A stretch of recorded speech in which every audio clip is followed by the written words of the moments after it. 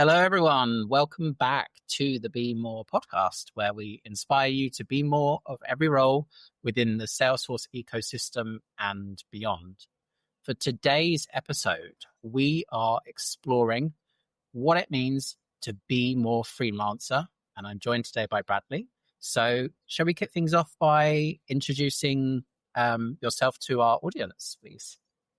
Yeah, that sounds great. If you don't mind, I'm going to kick things off just by saying congratulations, Tom Bassett, Salesforce Thank you. MVP. Very cool.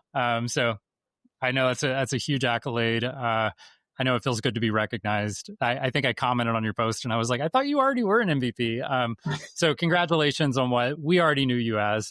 But I know it's nice to get that recognition too. All right, so I answer your question. Yeah, so my name is Bradley Rice.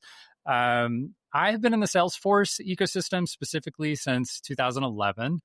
I grew up a cattle farmer, so technology was totally new to me, just the concept of using processes and systems to run businesses. And anyway, I was very intrigued by all of it. So I would say I'm pretty passionate about business, and I love using technology and automations to operate businesses and make them more efficient. And so I was an admin for a long time. I became a solution architect. I operated my own small consultancy for about 5 years. And I founded this little company called Talent Stacker, where we help people land entry-level jobs and ultimately to just advance their careers in the Salesforce ecosystem. So that's what I'm up to today. And that's my full-time gig, is helping people out in their Salesforce careers. Awesome. Well, that sounds great. And it's interesting, your journey a little bit from kind of something that was sounds like not very much technology was involved in the kind of farming side of things, and now where it's gone to. So I think it's a testament ultimately that you can kind of sidestep into this ecosystem from, I guess, any type of background. So let's set the scene for our audience, right? In terms of freelancer, how would you define that for our audience? What does that mean? What does that entail? And I guess a little bit of your journey with that type of role. Yeah, I would say, to keep it simple, I mean, it can mean a lot of things, but what I would say that a freelancer is I like to call it an independent consultant, because you really need to think like a consultant and be a consultant. And on top of that, you really need to be an end-to-end sort of operator. So you can't you can, but it's ideal if you've got a little bit of BA skill, you've got a little bit of admin skill, maybe even a little bit of dev skill. You need to have sort of a diversity of skill sets to be functional for a client from start to finish. Now, there are those gigs you can get where you just plug in and you just do some marketing cloud, or you just do some CPQ, or you just do some dev work. But in my opinion, if you want to always have projects on the table and you want to have those long-term projects, especially, you're typically going to need to be, you don't need to be an expert at anything, but I would say you need to be 70 to 80% qualified at a lot of things, enough that you can scaffold that knowledge and go, okay, I don't really know, but I know enough that I can learn, or I can get in contact with the right person and I can figure it out. So you wear a lot of hats, and that's just the technical side. You also have to wear a little bit of a marketing hat and a sales hat. And, you have to close a deal, and you have to ask for money, and you have to put yourself out there. So, there's a lot that goes into it, but ultimately I would say that's what a freelancer is. Like, we're really people who have a diverse set of skills. And I wouldn't say that we're ultimately experts on any one topic, but we're really good at a lot of different things. And it's a fun place to be, but you're always learning. And I think that goes for anybody. For me, freelancing in my career, like sort of the impact it's had on my life has been, I worked full time until my daughter was almost born. So my daughter was on the way, and I was very frugal. I grew up frugal. I saved a lot of money. That was sort of my whole thing. My friends knew me as the guy who always had a way of like making money and then not spending any of it and just saving it all. And so I was always super frugal. So when my daughter was born, I had a solid amount of money in the bank. And I said, you know what? I'm going to try to figure out a way to not work full time and see if I can devise a plan to work less than full time. And I didn't really think of it as freelancing at the time. I just thought of it as, I'm just going to try to find an alternate path. And an alternate path meant some type of fractional work, right? I wasn't going to go apply for W-2 jobs and take a full-time job. I wanted to do less than that. And I knew I was going to make less money, and I was okay with that. And we can dig in on that. But long story short, it was weird at first, and it ended up working out way better than expected within a year or two.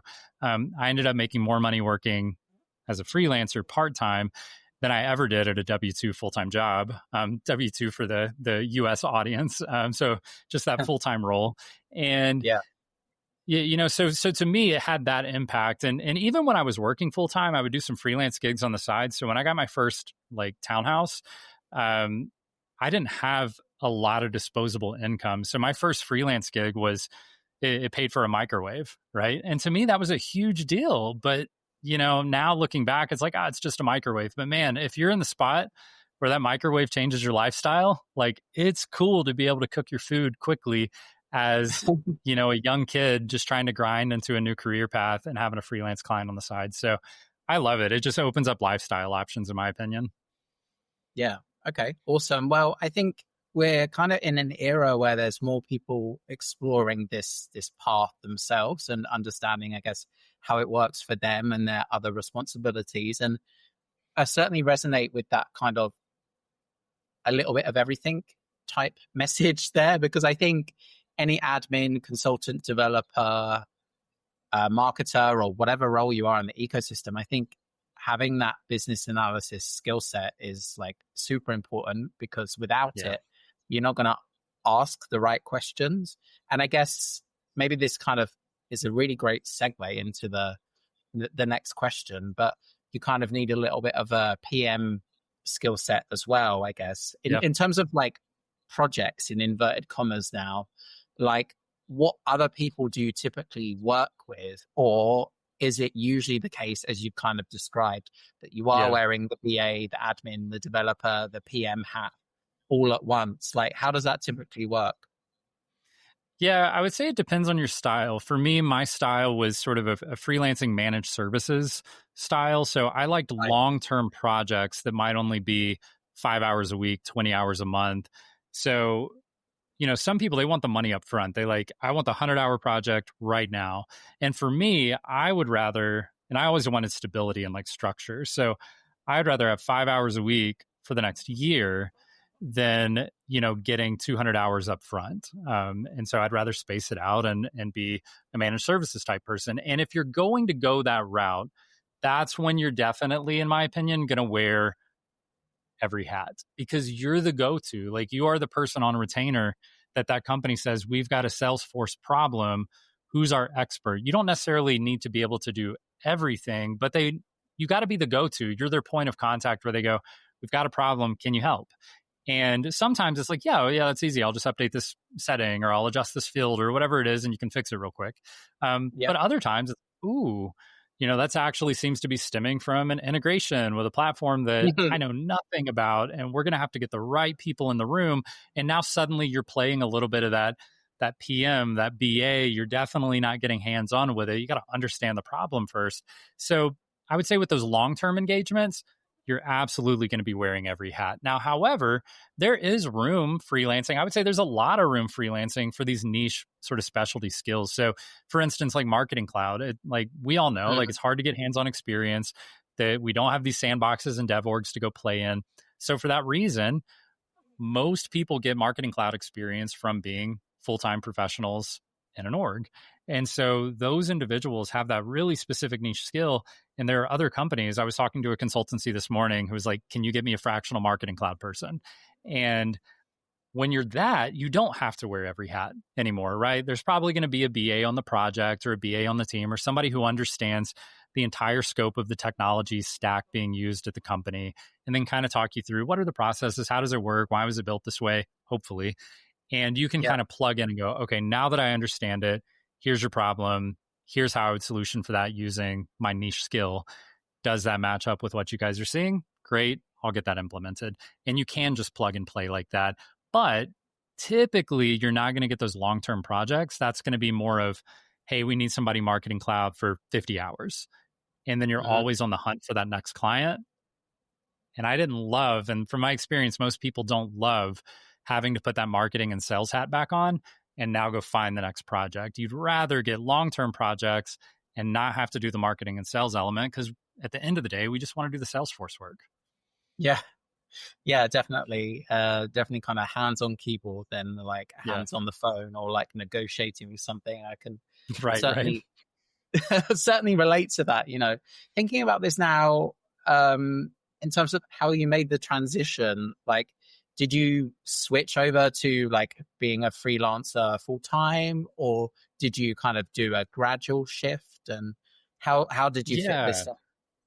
So I had some, I don't know what we call it like runway money, or a lot of people call it like FU money. It's where you have options, you have enough money in the bank that, if you want to make a bold choice, you can make a bold choice and you can screw it up.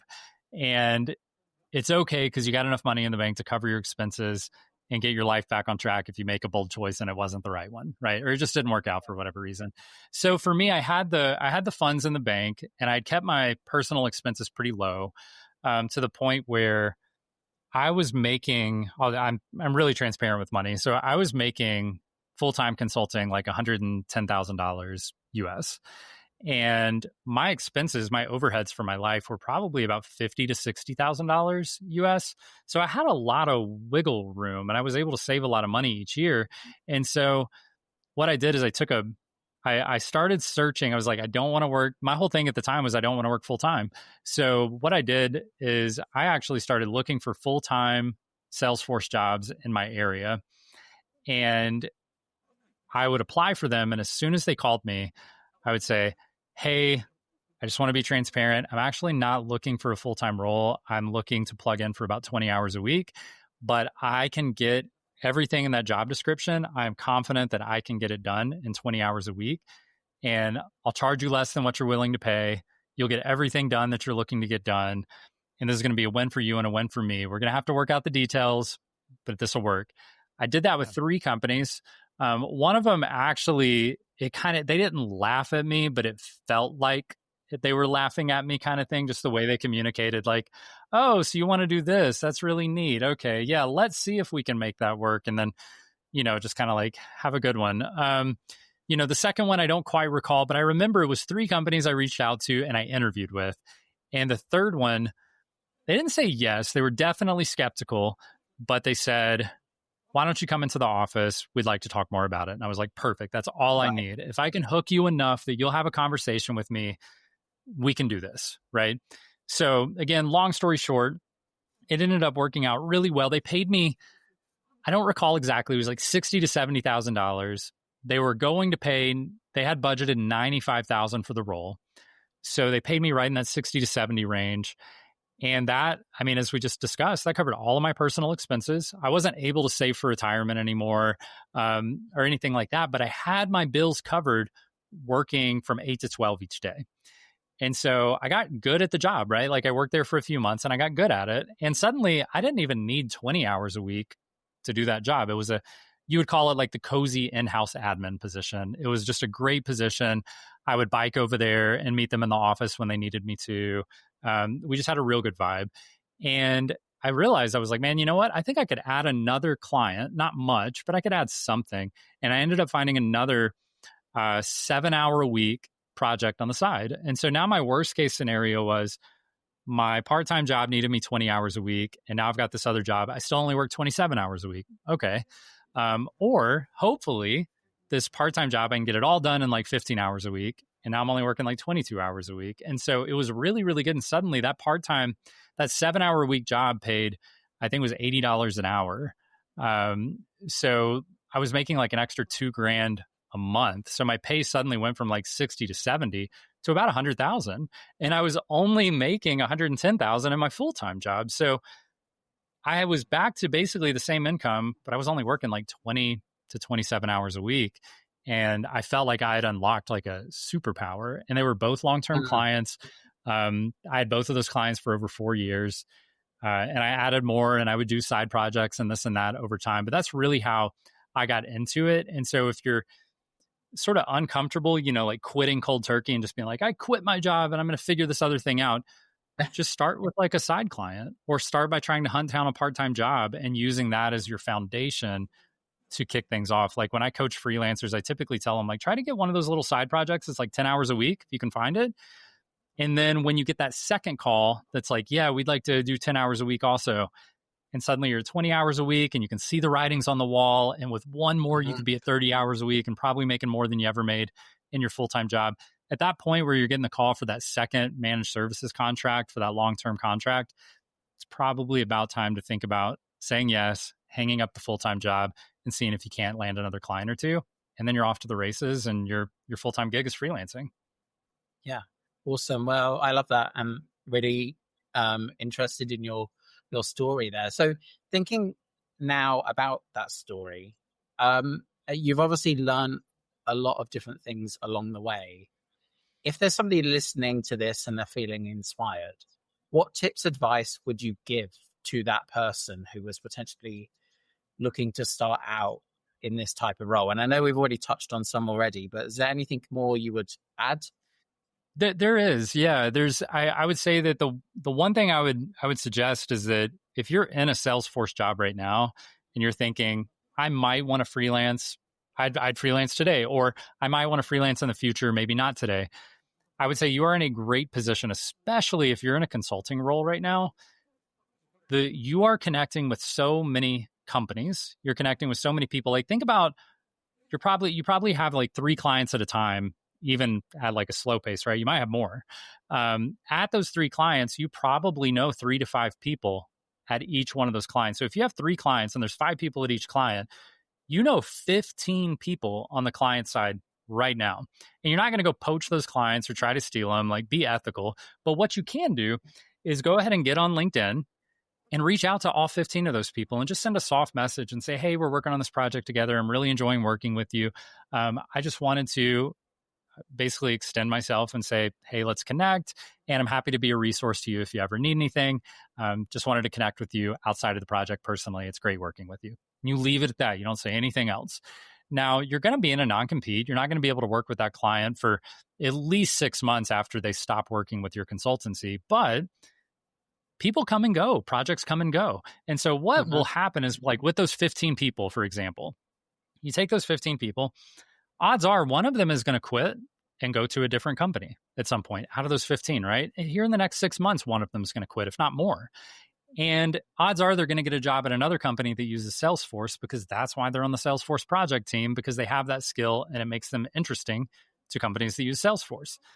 They want to be the hero, right? So like they get to the new company and they're trying to get their feet wet and they go, hey, so you're supposed to be our Salesforce person. We need help with this. And they go, okay, well, I know somebody who can come in and contract with us, and they are an all-star. Their name is this. And they introduce them to you directly, right? And now you've got a client on the hook. You've got a warm invitation referral internally. That's 15 people you could be doing that with, right? Mm-hmm. And you don't have to be weird about it, right? Like they can just message you. You've already opened the door. So they're comfortable saying, let me just reply to that message on LinkedIn that they sent me 6 months ago, and I'll just see if they're interested. On the other hand, the entire client could stop working with your consultancy, and 6 months goes by fast. And suddenly you've got 2 or 3 clients you've worked with in the past. They don't work with your consultancy anymore. There's no project in the pipeline. Now you can freely reach out to them and be like, hey, we worked together in the past. I just wanted to let you know I've got some availability if you're interested, and leave it at that, right? And so that can be a really nice way to be like, well, I'm in a job today, so I'm not a freelancer. You can absolutely prep your freelance career, warm those leads, get those clients kind of nurtured up a little bit and get them introduced to you as a person, not to you as a consultant at your firm, and get them introduced to you as a person. And now you can work with them, directly. There's a lot of different ways to do that. I always tell people, never put in a 2 weeks notice unless it's a toxic situation. You should always be saying, hey, I'm leaving, but I can open up a contract with you. What if I just stay on and do the mission critical stuff for 10 hours a week, and I'll get everything done, and I'll help you train the new hire, and you never have to be at a place where you guys are displaced, right? And so you can turn quitting a job into your first client.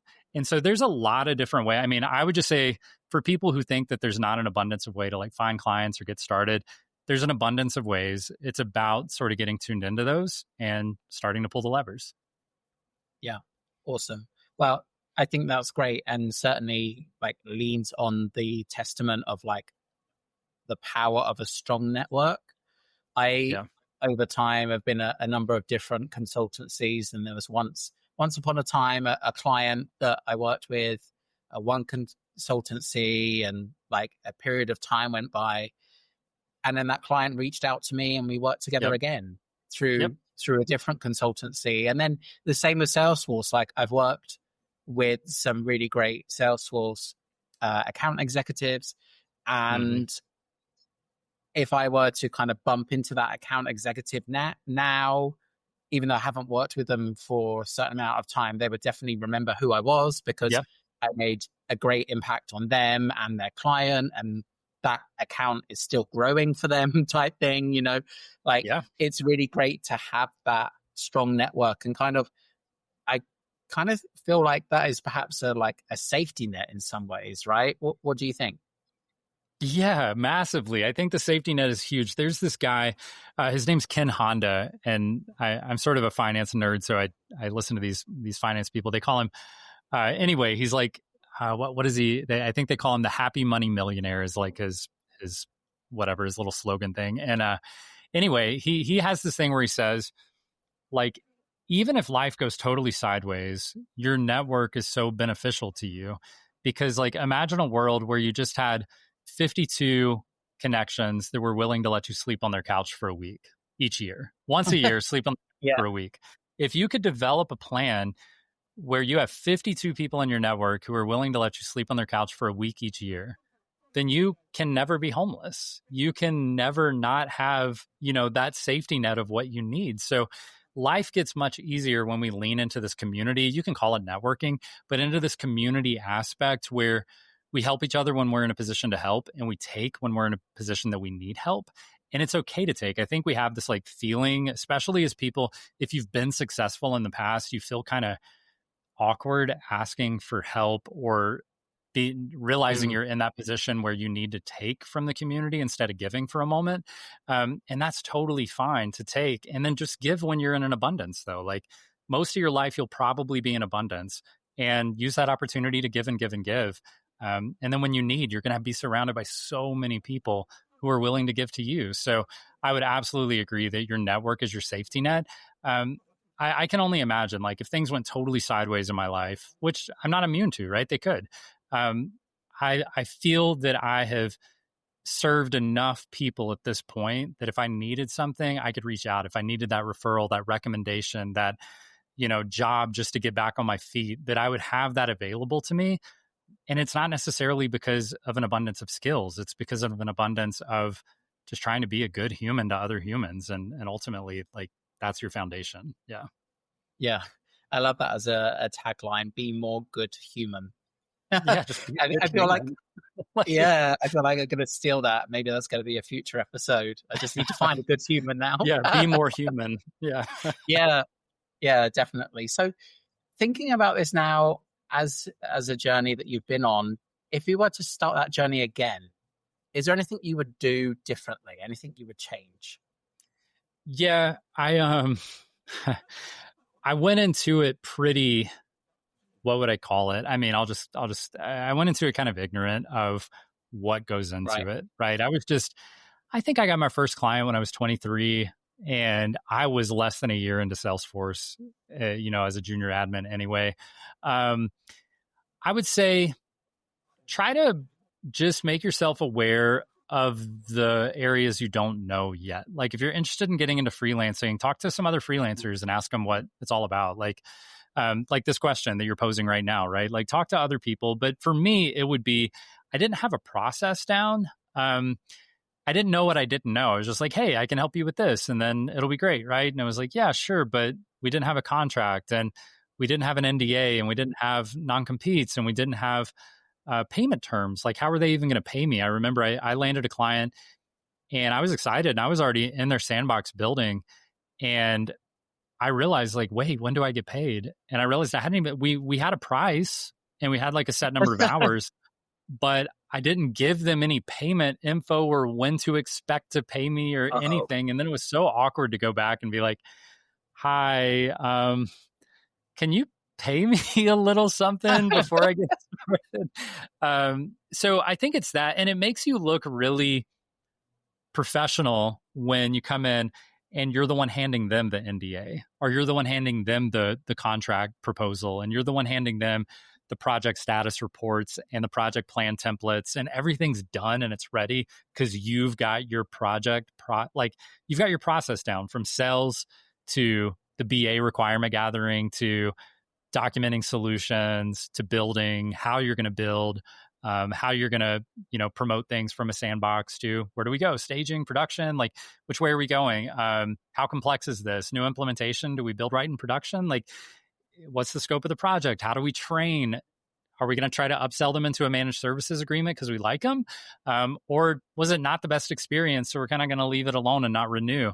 So there's a lot of different, if you've got your process down, you're in a much, much better place. And I think that's where most people mess up. That's where I messed up. I didn't have a process. I thought if I find a client, then freelance, check, I did it. Like if I can find clients, then I can be a freelancer. And that's not true. Like if you can find clients, you can make a really bad freelance reputation for yourself, or a good one. But it's going to help you to have a process so that you can actually just know going into it, odds are this is going to be a good engagement. It's going to be successful. They're going to like the outcome. I'm going to build a good reputation for myself. I'm going to get more clients, because I think any decent freelancer will tell you, once you land those first like 3 or 4 clients, you don't really have to market or sell anymore. It becomes word of mouth. It becomes communication and networking. And at that point, you're kind of off to the races, unless you want to build like your own firm or something like that. If you just want to keep yourself fed and like for life to be good, you get your first 2, 3, 4 clients, and word of mouth will keep clients in your lap for the rest of however long you want to work. Yeah. Well, I love that. And now thinking about this, and this has been a great conversation, and time seems to have flown by.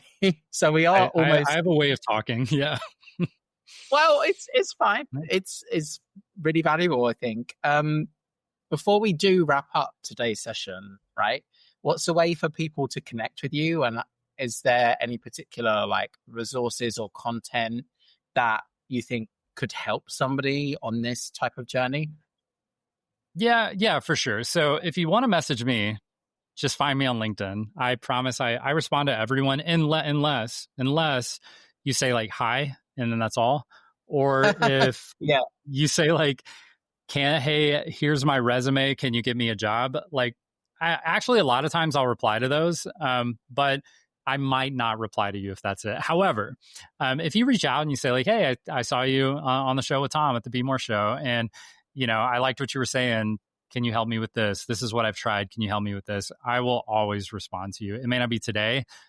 It won't be a week though. I respond pretty quickly. So find me on LinkedIn. I think I'm like first, middle, last name, like Bradley Michael Rice maybe. But anyway, it's like the orange logo. I forget what the URL is, but you can find me. The other thing I would say is I put together a guide for entry-level freelancers. So if you go to talentstacker.com/freelance, it's a 3-step process. Basically, I walk you through like your business structure and what do you need? Like, do you need a bank account? Do you need insurance? Do you need an LLC? Do you need a company name? Like all that kind of stuff. It's totally free. Check it out. You've got this start your business checklist, and I give you a way to do it completely free. So like, I promise you don't need to pay for anything to start freelancing. A lot of people think that you need to like pay some startup expenses. You really don't. There are enough free tools, free versions to get you off the ground. And then for less than like $500 a year, you can look like the real deal. Like any other business on the internet, right? So you can start for free. For less than $500 a year, you can run a legit company. Outside of that, it'll take you through how to find clients, how to attract leads to yourself, and then ultimately how to deliver high quality projects. So it takes you through sort of the high points of all those items just to get you geared up for what you need to be thinking about. I think it's great. You can let me know what you think about it. But yeah, check that out. The other thing I would recommend is for anyone.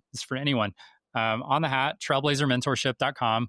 If you're looking for a mentor, thanks to sponsors, we are able to provide free mentorship one-on-one, so you can find a mentor. So if you're an aspiring freelancer, we can get you connected with a freelancer. If you're an aspiring entry-level professional, we can get you connected with somebody who knows a thing or two about careers.